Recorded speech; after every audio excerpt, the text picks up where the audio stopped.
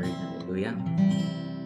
Good morning po sa buhay po ng bawat isa. Isang mapagpalang umaga po sa buhay po ng bawat isa po sa atin at higit lalo po sa ating Panginoon. At andito po ngayon ang Door of Faith, yung pong Taiwan, sa pangunguna po ng aming Pastor Casper Chen and Pastor Annie Brisa Masarido po.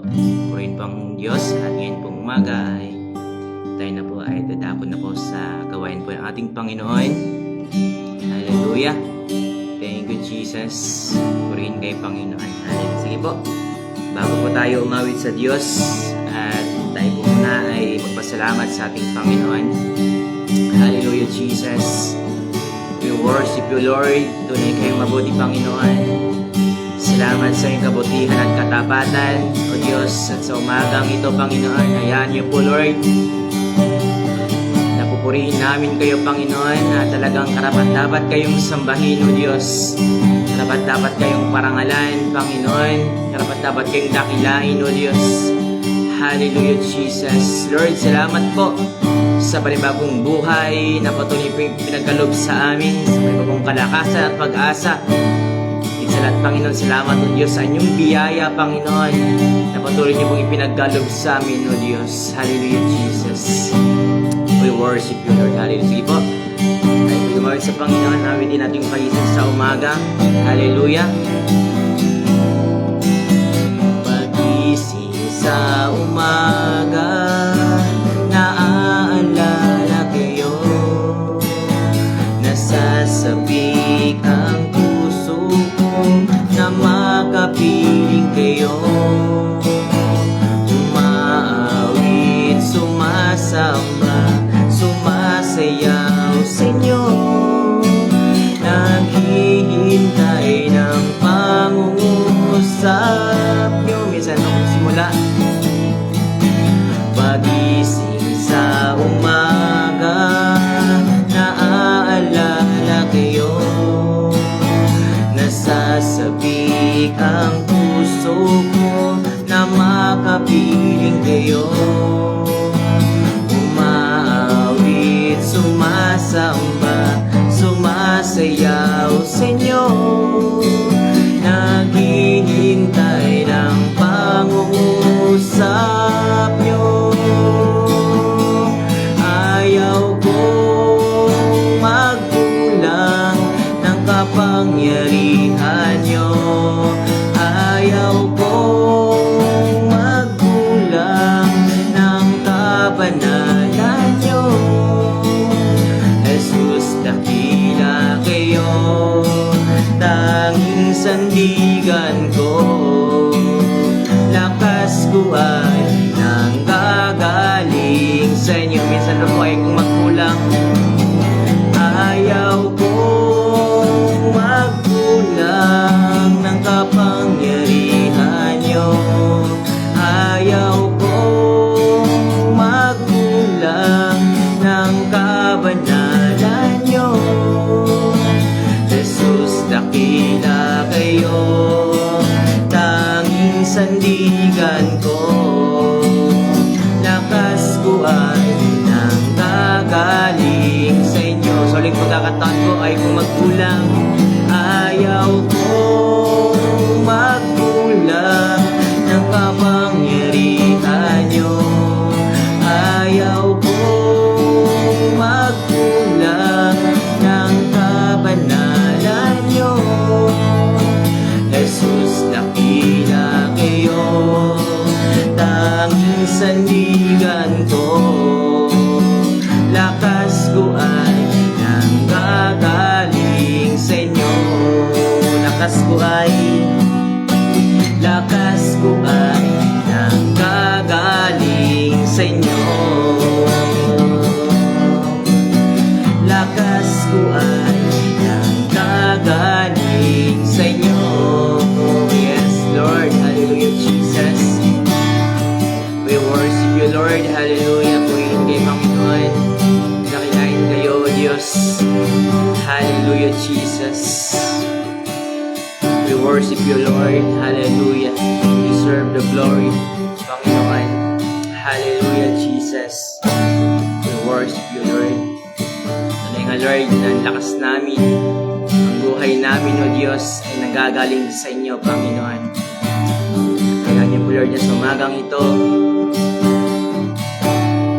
ay karapat-dapat kayong sambahin, Panginoon. Parangalan, itanghal, O Diyos, itaas sa buhay namin, Panginoon. Dahil ang lahat ng meron kami ay nanggagaling po sa inyo, O Diyos. Hallelujah, Jesus. We worship you, Lord. Hallelujah.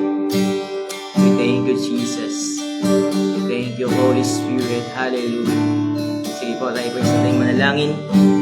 Hallelujah, Jesus. Dakilang Diyos, Ama naming nasa langit, Lord, pinupuri po namin kayo, Ama, dinadakila at pinapasalamatan sapagkat talagang tunay kayong karapat-dapat na dakilain, O Diyos, karapat-dapat na pasasalamatan at karapat-dapat na sambahin, Panginoon, sa aming mga buhay, O Diyos. At Lord, sa umagang ito, kami po ay lubos na nagpapasalamat po sa inyo, sa inyong biyaya, Panginoon. Higit sa lahat, Lord, sa panibagong buhay, Panginoon, ay pinagkalob niyo po sa amin, Panginoon. Lord, salamat po. At sa umagang ito, Panginoon, ay patuloy po namin, Lord, na idinudlog sa inyo.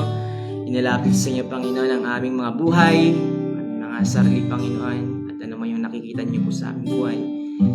Mga karumihan, mga kasalanan, Panginoon, sa mga nagdaang oras, Panginoon. Lord, kami po ay nagpapalinis po sa inyo. Inisin niyo po, Lord, ang aming buhay ng inyong banal na dugo na bumuo sa krus ng Kalbaryo, Panginoon, at sa ganon ay sa umagang ito, O Diyos, ay maging kalugod-lugod po kami, Panginoon, sa inyong banal na harapan, O Diyos. Lord, salamat po. Inangkin namin patuloy inyong kapatawaran at kalinisan, O Diyos, sa umagang ito, Panginoon. Lord, dalangin namin, Lord, sa aming pag-aaral ng inyong mga salita, Panginoon, bagamat ito ay maiksi lamang. Dalangin namin, Panginoon, panguna at patubay at gabay po ng inyong banal na Espiritu. Maging sa inyong lingkod, Panginoon, na gagamitin, Lord, si Brother JC, Panginoon, kayong patuloy na mag-bless sa Kanya, magbigay sa Kanya ng karunungan at kaalaman na nagmumula po sa inyo, Panginoon. Samahan niyo po siya, Lord. Kayo pang patuloy na manguna sa Kanya at patuloy lamang magamit, Lord, na Kanyang buhay. May bilang daluyan po, Panginoon, ng inyong banal na salita. Lord, salamat po. Panginoon, sa buhay din po, Panginoon, ng bawat isa na nakiisa, Panginoon, na patuloy na naglaan ng panahon at oras po sa inyo. Dalangin namin, Panginoon, na patuloy niyo pong buksan ang aming mga puso. Sa ganun, Panginoon, na ano man ang inyong ituturo sa amin ngayong umaga, O Diyos, na ito po yung malaya naming maintindihan at maunawaan at matanggap namin, Panginoon, ang inyong mga salita. Lord, salamat po at ang katagumpayan, Panginoon, ay patuloy po naming hinaangkin, Lord, sapagkat naniniwala kami na nampalataya kami, hindi man kami nagkasama, Panginoon, sa personal, Lord, at naniniwala kami na nampalataya kami, Panginoon, na nagkaisa kami ng Espiritu at layunin, O Diyos, na walang iba, Panginoon, ay kayo ay aming sambahin, Panginoon. Lord, salamat po. Ito po ang aming samot panalangin sa pangalan po ng aming Panginoong Hesus. Amen and amen. Hallelujah. Purihin po ang Panginoon. At ngayon po ay dadakon na po tayo sa salita ng Diyos. At tinatawagan ko na po si Brother JC po.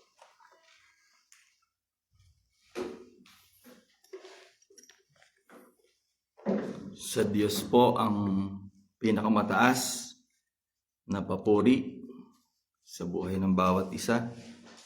At mapagpalang umaga po sa ating lahat, mga mananampalataya, at sa lahat po ng mga nakakasubaybay sa pag-aaral ng salita ng Diyos sa umagang ito. Isang katotohanan na hindi natin maitatanggi na mahal tayo ng Diyos ng Kanyang ibigay ang Kanyang kaisa-isang anak ng ating Panginoong Hesus upang magkaroon tayo ng kaligtasan, lubos, tunay, genuine na kaligtasan ng dahil sa ginawang dakila ng ating Panginoong Hesus doon sa krus ng Kalbaryo. Kaya bago tayo magpatuloy, sige po, tayo po minsan pang manalangin sa umagang ito. Manaming Diyos, patuloy po namin kayong pinupuri at dinadakila sa aming mga buhay ang Diyos na gumawa ng dakilang bagay upang magkaroon kami ng kaligtasan.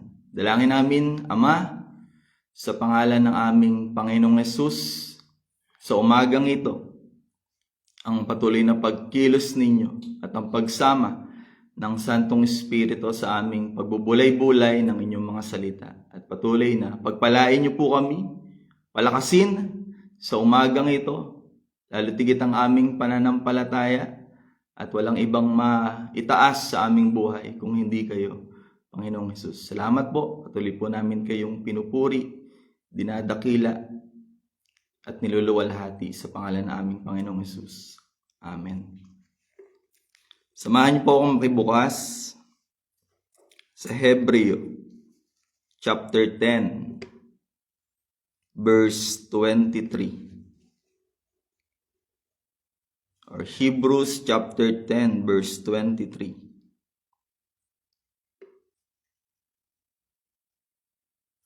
Ang sabi po dito, sang salita ng Diyos, magpakatatag tayo sa pag-asa natin at huwag tayong mag-alinlangan dahil tapat ang Diyos na nangako sa atin. Purihin ang Diyos. Marahil dumadating tayo mga kapatid bilang sa patuloy nating paglilingkod sa ating Panginoon na tayo ay nangihina nang dahil sa ating mga nararanasan, iba't ibang mga nararanasan na mga pagsubok bilang mga mananampalataya ng ating Panginoong Hesus, at hindi naman ipinangako ng ating Panginoon na kapag tayo ay sumunod sa Kanya ay hindi na tayo libre o ligtas na tayo sa anumang pagsubok na daraan sa ating buhay. Sabi niya pa nga that in this world, we may have tribulation. Na darating talaga sa punto ng ating buhay na habang tayo ay sumusunod, tapat na sumusunod sa ating Panginoong Hesus, ay asahan na natin at wag na tayong magulat o mabigla sa ating mga nararanasang mga pagsubok. Ang paalala ng Diyos sa atin sa umagang ito, magpakatatag tayo. Magpakatatag na ibig sabihin sa ating pagsunod sa ating Panginoong Hesus, na andoon lagi yung ating paningin ay nakasentro, nakapokus doon sa finish line. Na darating yung araw na makikita natin ang mukha ng ating Panginoon. Kaya, looking unto Jesus. Andoon lagi yung ating mga paningin na nakatingin kung ano yung mabuting ginawa ng Panginoong Hesus doon sa krus ng Kalbaryo. At hindi doon sa mga pagsubok na dala ng mundong ito. Mga kapatid, habang tayo ay naririto sa mundong ito, nakakarinig tayo ng mga digmaan sa iba't ibang bansa. Tumataas ang mga presyo ng bilihin. Nawawalan tayo ng kapayapaan. Pero may mabuting balita po ang Panginoong Hesus. Sabi doon sa John chapter 16 verse 33 na napagtagumpayan na, amen, ng Panginoong Hesus. All we need to do is to be still. Take heart. Tatagan natin yung ating mga puso na hindi dapat tayo mag-alinlangan o mabagabag ng mga alalanin natin dahil sa mundong ito. Ulitin ko po mga kapatid na habang tayo ay naririto sa mundong ito, tayo ay daranas ng mga pagsubok. Pero ang paalala ng ating Panginoong Hesus, ng ating Diyos, sa umagang ito, magpakatatag tayo. Saan po? Sa pag-asa natin at huwag tayong mag-alinlangan. Let us hold unswervingly to the hope we profess. At sa bandang dulo po, for He who promised is faithful. Tapat ang Diyos na nangako sa atin. Tapat ang Diyos na tumawag sa atin. 1 Corinthians chapter 1 verse 9. Na tapat ang Diyos na tumawag sa atin upang makipagkaisa sa kanyang anak. God wants us to fellowship with His Son, His one and only begotten Son, ang ating Panginoong Hesus. Ang Panginoong Hesus matindi at lubos ang kanyang dinaranas na paghihirap nung siya ay bago pa man ipako doon sa krus ng Kalbaryo. Bago po yung kanyang pagkabuhay, siya ay dumanas ng matinding paghihirap para tayo ay magkaroon ng kaligtasan. At sa verse 19 ng Hebrews chapter 10, kaya mga kapatid, malaya na tayong makakapasok sa pinakabanal na lugar dahil sa dugo ni Jesus, sa pamamagitan ng dugo ng Panginoong Hesus. Malaya na tayo ngayon. Wala na yung mga maraming seremonya. Pinapatay yung mga pinakamainam na handog ng mga tupa, toro, o mga anumang hayop na walang kapintasan upang mapatawad lang ang ating mga kasalanan. Ang sabi pa doon, sa verse 20, sa pamamagitan ng paghahandog ng kanyang katawan, binuksan niya para sa atin ang bagong daan patungo sa pinakabanal na lugar, Holies of Holies, na sa kabila ng tabing, at ang daang ito ang nagdadala sa atin sa buhay na walang hanggan. Verse 21, at dahil mayroon tayong dakilang punong pari, high priest, ang Panginoong Hesus, na namamahala sa pamilya ng Diyos. Verse 22, lumapit tayo sa Kanya ng may tapat na puso at matatag na pananampalataya. Amen. Matatag na pananampalataya na sa kabila ng mga pagsubok na ating nararanasan sa ating buhay, matatag na pananampalataya. The full assurance that faith brings. Yung buong pagtitiwala at pananampalataya sa ginawa ng ating Panginoong Hesus. Mahigit 2,000 taon na ang nakakaraan. Mga kapatid ko, sa pananampalataya, hindi pa man tayo dumating doon sa punto na talagang maaring naibigay na natin ang lahat para sa paglilingkod sa ating Panginoon. Habang sa bawat buhay na ibinibigay pa, o dahil sa biyaya ng Diyos na ibinibigay sa atin, maging matatag tayo, mga kapatid, sa pag-asa at sa ating pananampalataya na ibinigay sa atin ng Diyos. At ang sabi doon sa Santiago, Kapitulo 1, talatang 6, James chapter 1, verse 6, ngunit dapat magtiwala ang humihingi at huwag magduda, dahil ang taong nagdududa ay katulad ng alon sa dagat na tinatangay at pinapadpad ng hangin. Tulad ng isang dagat, nakatulad ng sumasabay sa hangin at walang matatag na pundasyon. Bilang tayo po ay mga tagasunod at nananampalataya sa mabuting ginawa ng ating Panginoong Hesus doon sa krus ng Kalbaryo,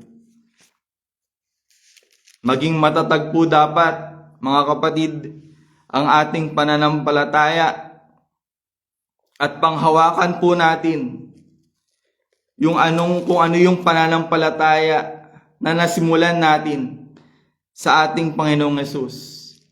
May kinuwento po ang Panginoong Hesus sa Mateo chapter 7.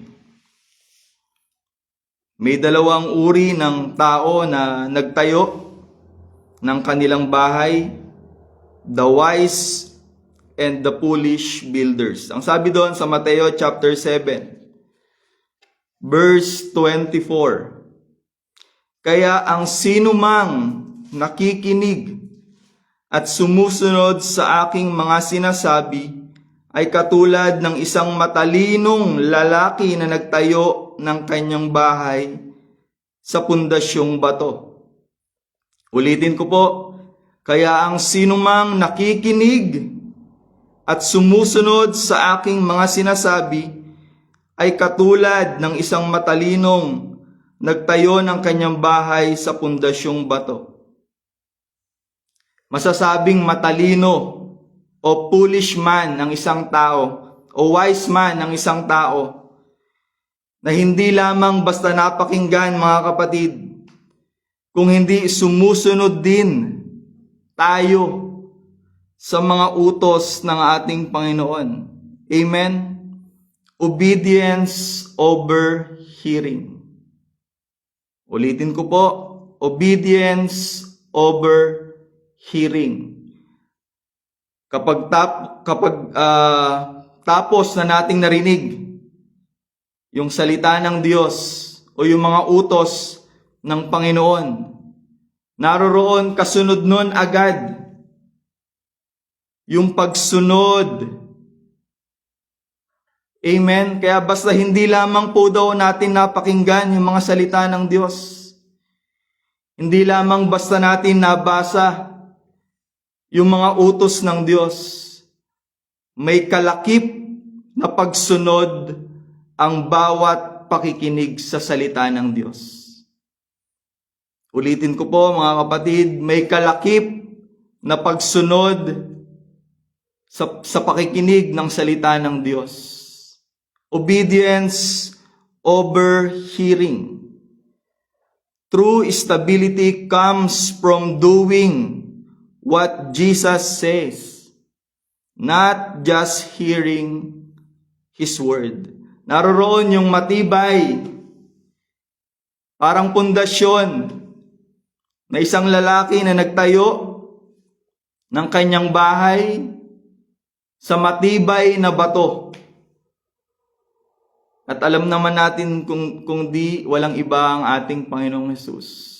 The cornerstone, ang matibay na pundasyon.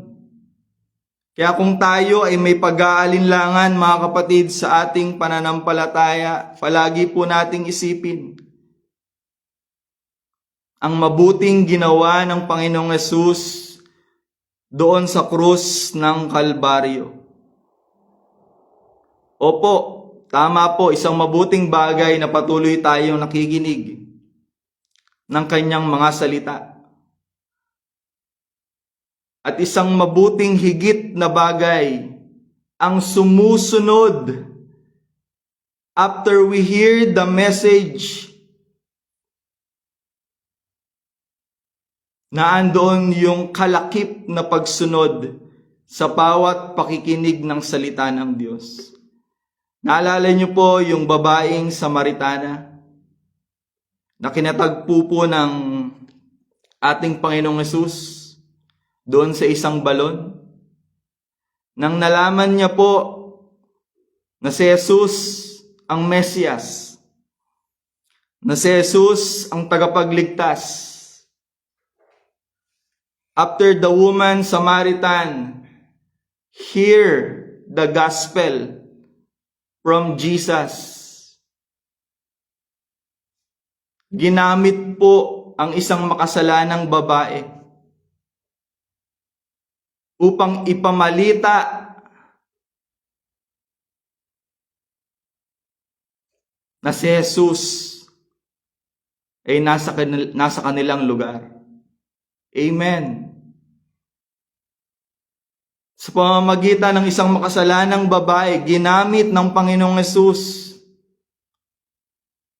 upang malaman ng lahat, upang magkaroon ng kaligtasan ang lahat. Kaya mga kapatid ko sa pananampalataya, isang mabuting bagay na tayo ay patuloy na nakikinig.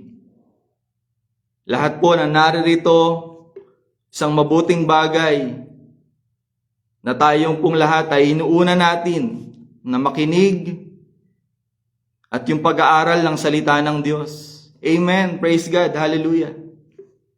Pero isang mabuting bagay po na kalakip nito ay yung pagsunod natin sa mga salita ng Diyos.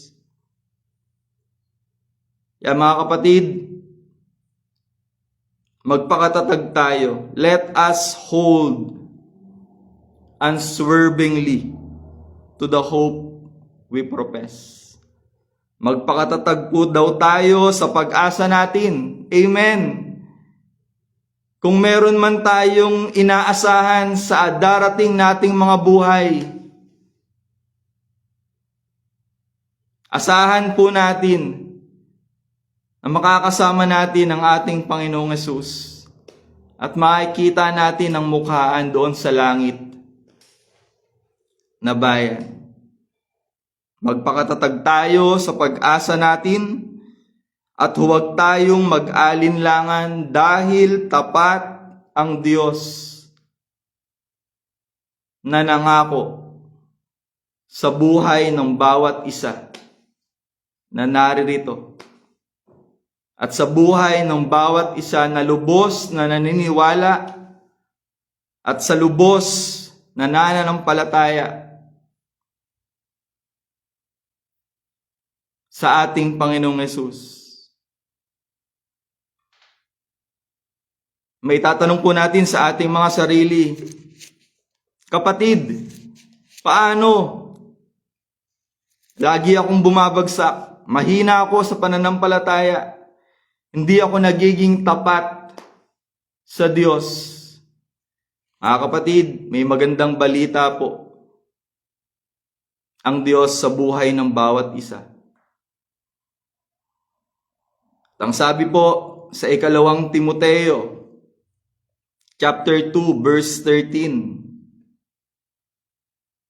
Kung hindi man tayo tapat, mananatili siyang tapat. Sumasablay tayo. Humihina yung ating pananampalataya ng dahil sa mga pagsubok na ating nararanasan sa mundong ito. Ang good news po mga kapatid, mananatili siyang tapat dahil hindi niya maikakaila ang kanyang sarili. He cannot deny who He is. Because God is faithful na tumawag sa buhay ng bawat isa. Ang kapatid ko sa pananampalataya, araw-araw dumaranas man tayo ng pagsubok. Pero ang paalala sa atin sa umagang ito, sa pamamagitan ng kanyang mga salita, sa salita ng Diyos, magpakatatag tayo sa ating pag-asa at huwag tayong mag-alinlangan. Dahil tapat ang Diyos na nangako sa buhay ng bawat isa. Amen. Sa Diyos po ang lahat ng papuri. Po, minsan pa tayong manalangin sa umagang ito. Ama naming Diyos, patuloy po kami nagpupuri at nagpapasalamat sa inyo. Salamat po Ama sa patuloy niyo pong habag at biyaya na nararanasan namin sa araw na ito. Salamat Lord sa mga pagpapala, Panginoon, sa panibagong buhay na ipinagkaloob niyo po sa buhay ng bawat isa. Sa aking mga kapatid, sa aming pamilya, sa aming kaibigan. Nararanasan namin yon, Panginoon, dahil tapat kayo. At kailanman hindi niyo maikakaila na tapat kayo, na tumawag, na nangako sa buhay ng bawat isa. At dalangin namin, Ama, sa umagang ito, sa aming pagsamba, Panginoon, sa bawat iglesia, dalangin namin ang pagsama ninyo. Maging sa gaganapin, Panginoon, na joint fellowship dito po sa lugarin ng Taiwan, especially sa North. Dalangin namin, Ama, ang patuloy na pagsama ninyo, ang patuloy na pagkakaisa, at katatagan ng aming pananampalataya ay patuloy na sumaamin. Maging sa inyong mga lingkod, Panginoon, na gagamitin, Panginoon. Patuloy niyo po silang samahan, bigyan ng tapang at lakas ng loob upang ipamahagi ang inyong mga salita. At patuloy naming dalangin ang masaganang pagsama, pagkilos ng Santong Espiritu sa buhay ng bawat isa. Patuloy kaming punuin, patuloy kaming pasaganahin ng inyong banal na presensya sa aming mga buhay, O God. Salamat, Lord, dahil nananatili kayong tapat kahit kami ay hindi tapat. Dahil hindi nyo kailanman maikakaila o may tatanggi na tapat kayo, na nangako at tumawag sa buhay ng bawat isa. Salamat po, Ama. Purihin po kayo. Sa inyo po ang lahat ng papuri, parangal, at ang kapangyarihan. Ito po ang aming samot dalangin sa pangalan ng aming Panginoong Hesus. Amen. Purihin po ang ating Panginoon. To Jesus Christ alone be all the glory. Ang pagpapala at biyaya po ay sumagana sa buhay ng bawat isa. Amen po.